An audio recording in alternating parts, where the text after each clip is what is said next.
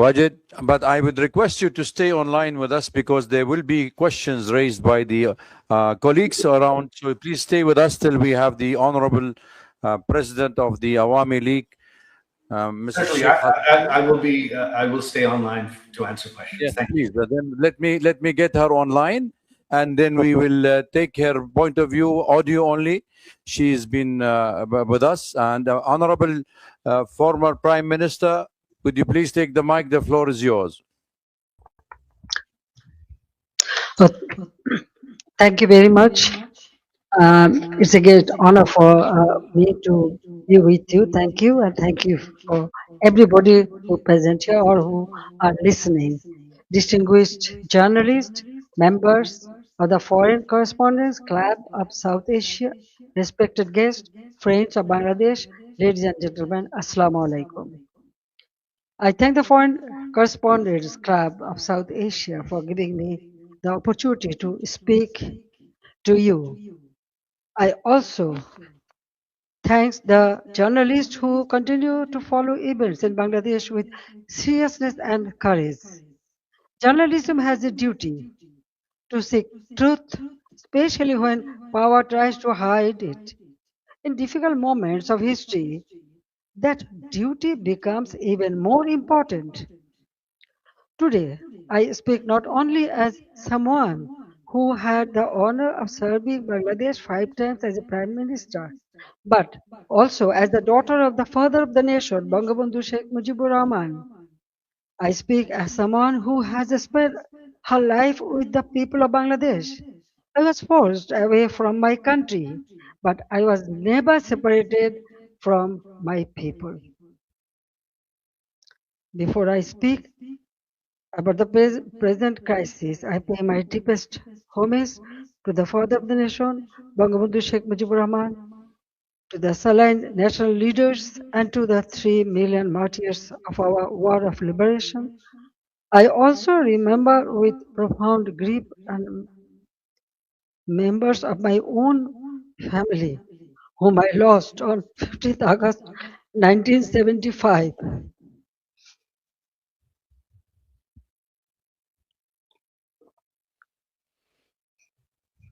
Today is also the birthday of my beloved brother Sheikh Kamal, who was 2 years younger than me.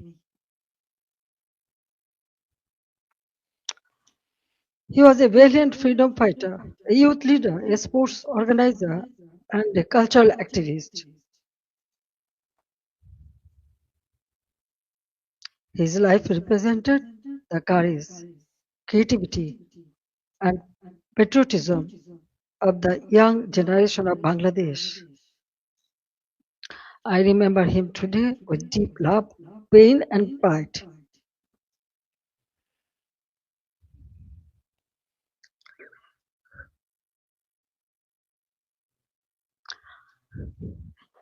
Ladies and gentlemen, for the last 2 years, I watched my beloved Bangladesh suffer.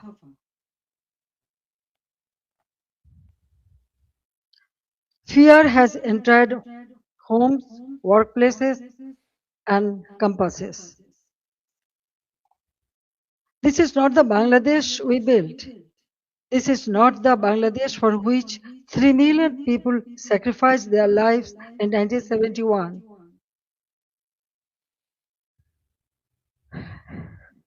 Let me begin with the truth about July and August 2024. It was not a peaceful student movement.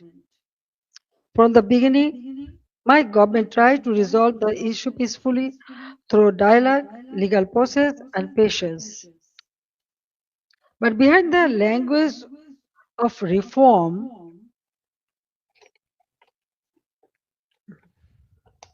organized groups were working to turn students' demand into violent political instrument.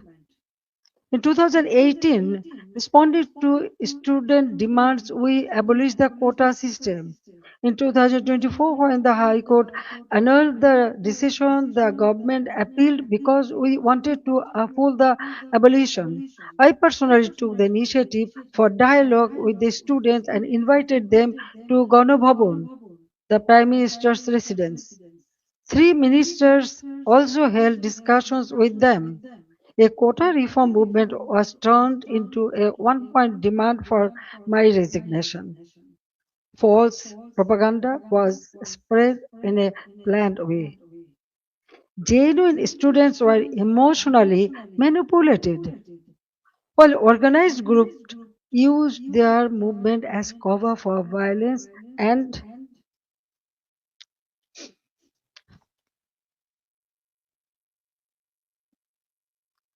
violence and regime change. Muhammad Yunus himself said this was a meticulously designed movement led by a mastermind. His own words expose the truth. It was not simply a spontaneous student protest. There was no visible or responsible leadership. Instructions were given invisibly. It was organized, directed, and used to create a path to power outside the ballot box. From July 15th, the character of the movement changed. Killings, arson, attacks, and looting began. State property was destroyed. Bangladesh television was attacked and set on fire.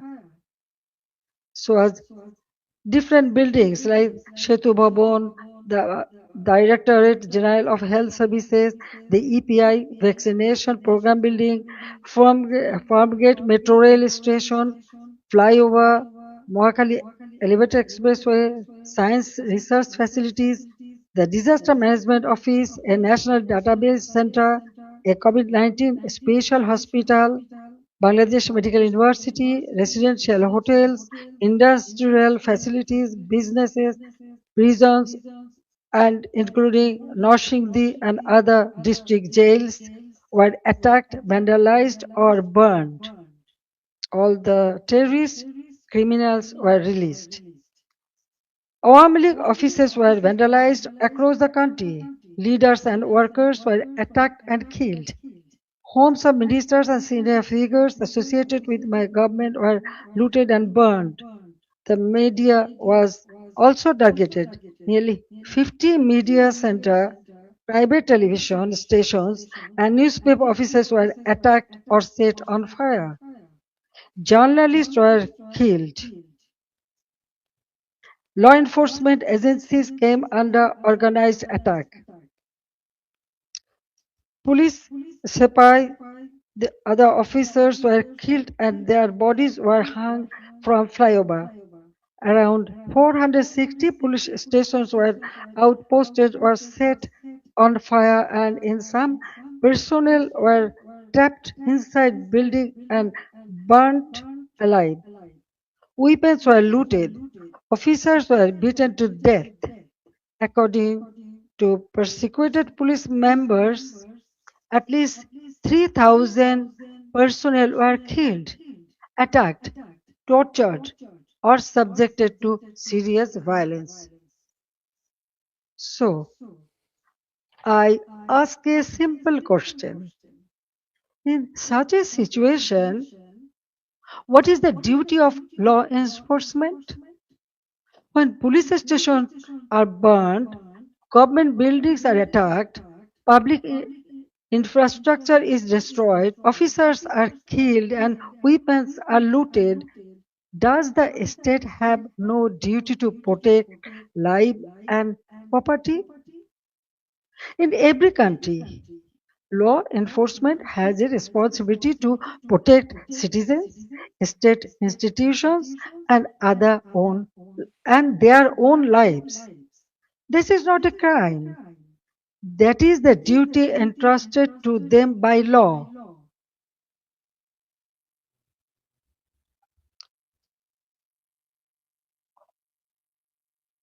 At the same time, I wanted the truth to be known. That is why I formed a Judicial Inquiry Commission on 18th July 2024. Its purpose was clear. Every casualty had to be investigated. Every incident of violence had to be examined, and every family deserved to know the truth. I met victims' families, visited the injured, and instructed the authorities to provide the highest level of medical treatment free of cost. And on 1st August, I strengthened the inquiry into a three-member commission so that the investigation would be credible and comprehensive. But after seizing power, the illegal interim government led by Mohammad Yunus stopped the investigation. They did not allow the truth to come out. They gave indemnity to those who involved in the killings. If they truly wanted justice, why did they stop the inquiry? If they had nothing to hide, why protect the killers? That one decision tells the truth. They did not want justice, they wanted power. They did not want investigation, they wanted the evidences buried. Their own words export the truth. An NCP leader said revolution would not have succeeded if police had not been killed and the metro rail had not been set on fire. A BNP leader in Sirazganj also said publicly that Enayatpur police station was burned and police were killed to make the revolution succeed. These statements show that the July-August movement was not merely a quota reform movement. It became a coordinated assault on constitutional order driven by hidden instruction, organized violence, and propaganda. The conspiracy did not end on 5th August. After 5th August, violence became a campaign of political persecution. The killing that began on 16 July with the murder of Shobuz Ali, a Dhaka college student and student league activist, has not stopped. Awami League leaders and workers are being killed, disappeared, arrested, driven from their homes, and buried under false cases. At least 10,000 have been killed or disappeared. Around 650,000 have been arrested over the last 2 years. Around 3,500 cases have been filed. Namely, nearly 450,000 leaders, workers, and supporters are accused. More than 1 million others have been listed as unnamed accused. Against me, more than 600 cases has been filed. Women activists of Chhatro League, student organization, youth league, other affiliated organizations are facing abuse, humiliation, torture in custody. Many leaders and workers have also died in prison amid documented accounts of torture, denial of medical treatment, deprivation of food, negligence, and denial of basic rights. The persecution is not limited to the Awami League members of only. The member of minority community, judges, lawyers, intellectuals, cultural figures, journalists, professionals, workers, even rickshaw pullers, farmers, ordinary citizens have been attacked, arrested, or accused in murder cases. No one who stands for the spirit of the liberation war is safe. Symbols and memorials of our liberation war have been destroyed. Freedom fighters have been humiliated with garland of shoes. The historic residence of Bangabandhu Sheikh Mujibur Rahman, the Bangabandhu Memorial Museum at Dhanmondi 32 has been attacked and demolished in phases. This is not random violence. This is an attempt to erase the spirit of the liberation war from Bangladesh. Muhammad Yunus himself spoke of pressing a reset button to whip away the country's previous history. They want to erase the liberation war, they want to erase Bangabandhu, they want to rewrite Bangladesh against the foundation on which it was born. Convicted war criminals have been released, militants and top terrorists have been freed. Even after a staged election brought the BNP to power, the situation did not change. Bangladesh remains a grip of fear, terror, repression, economic hardship, and deep insecurity. Now, look at the condition of the country.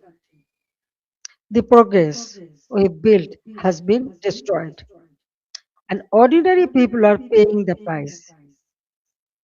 GDP growth has fallen to 2.22% compared with 6.80% during the Awami League government. Industrial production has fallen sharply. For the first time in 54 years, the industrial sector has faced negative growth. Defaulted loan in the banking sector have reportedly risen from 13% to 47%. Poverty has increased from 18.60% to 46.8%. Investment has turned negative. Job creation has collapsed. More than 2 crore people have newly fallen into unemployment. Over 500 industrial factories have closed. More than half of industrialists and business owners are either in prison or forced into hiding. The government is running by borrowing 700 to 900 crore taka from banks every day. Project costs have been increased by 50% to 250%. At the same time, militancy is rising. Women and children are facing torture, rape, humiliation. And ordinary people no longer feel secure in their own lives. Extortion, murder, kidnapping have become regular features of daily life. These are not just numbers or isolated incidents. Behind them, there is a family, a worker, a farmer, a small business owner, a mother who cannot buy food for her children, and a young person who no longer see hope. But let me also remind you what Bangladesh had achieved. The welfare of the people has always been the purpose of my deep politics.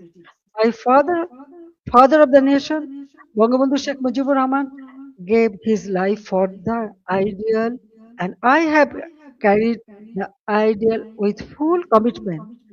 During my 5 terms as a Prime Minister, we used long term planning, sound financial management, disciplined implementation to place Bangladesh on a strong foundation. After 2008, across 16 years and 4 consecutive terms, we implemented major projects such as Padma Bridge, Metro Rail, Rupur Nuclear Power Plant, Matarbari Deep Sea Port, Kandapuli Tunnel, Bangabandhu Satellite. we maintain GDP growth between 6.5% to 7.5%. Our development projects were not vanity projects, they were part of building national capacity. Our social programs were not charity, they were investments in human dignity. We made Bangladesh stand tall. We made it known as the rising tiger of Asia. Bangladesh's crisis is not only a domestic crisis, it affects regional peace, security, trade, development, and human dignity. That is why I call upon the international community and all the friends of Bangladesh to stand with the people of Bangladesh in their struggle for democracy, justice, and peace. A stable Bangladesh matters for South Asia, for the Bay of Bengal, for development partners, and for all countries that believe in democracy, rule of law, and justice. The next decade can be a decade of recovery and renewal, but only if democracy is restored and the people are allowed to decide their own future. That is why I make these demands clearly. The ban on the Awami League must be lifted, political prisoners must be released, false cases must be dropped, freedom of speech must be restored, media freedom must be protected, judicial independence must be guaranteed. Law enforcement agencies must serve the people, not those who use power for revenge. These are not demands for one party only. There is necessary steps to save Bangladesh. Whatever fate awaits me, I will return to my people. I cannot stay away while my beloved countrymen are suffering. I know I may be detained, I may be sent to prison, they may try to enforce verdicts issued in fabricated cases, but fear cannot decide my duty to the people. My life moved beyond calculations of personal safety long ago. In 1971, I was in imprisonment with my mother. My son, Joy, was born in captivity. In 1975, I lost my family. I spent 6 years in exile. After returning home, I fought against military ruler, dictatorship, and political conspiracies. There were 19 assassination attempts against me. Even the grenade attack of 21st August 2004 could not stop me. Therefore, I am not worried about my own future. I am worried about the future of Bangladesh. I want to return because the people deserve security, development, prosperity, and peace. They deserve a state that protects them, an economy that gives them opportunity, and a democracy that gives them rights. My return and the return of the Awami League to the democratic process is not about power. It is about putting Bangladesh back to the right track. It is about reviving the country's path of development, progress, secularism, stability. I want to return to Bangladesh to one purpose, to stand beside the people and help improve their lives. The people are the source of all power. I believe in them, I trust them, I love them, and I will return to them. Joy Bangla, Joy Bangabandhu. Thank you very much for listening me and giving me so much time. Thank you.